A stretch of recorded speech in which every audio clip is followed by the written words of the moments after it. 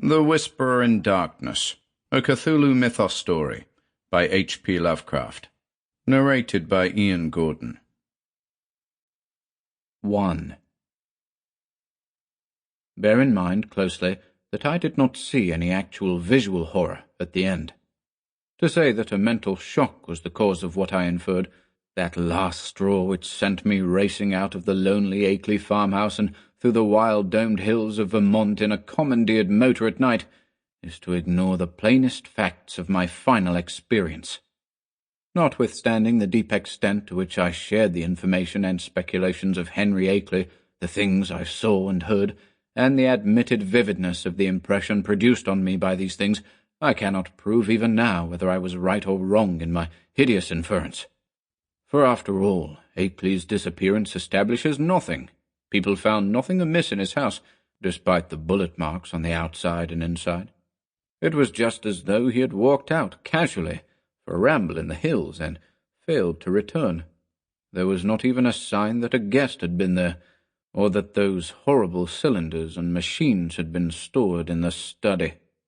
That he had mortally feared the crowded green hills and endless trickle of brooks among which he had been born and reared means nothing at all either, for thousands are subject to just such morbid fears.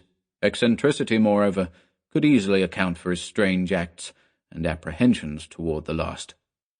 The whole matter began, so far as I am concerned, with the historic and unprecedented Vermont floods of November 3rd, 1927.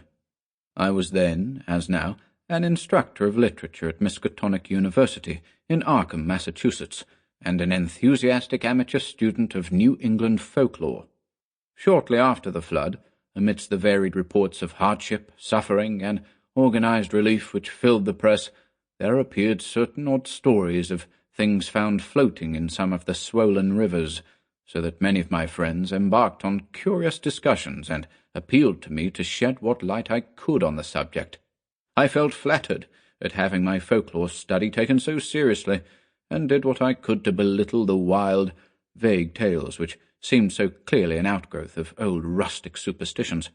It amused me to find several persons of education who insisted that some stratum of obscure, distorted fact might underlie the rumours.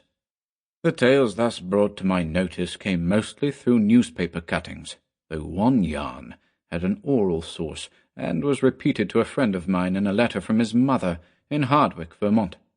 The type of thing described was essentially the same in all cases, though there seemed to be 3 separate instances involved, one connected with the Winooski River. Sample complete. Ready to continue?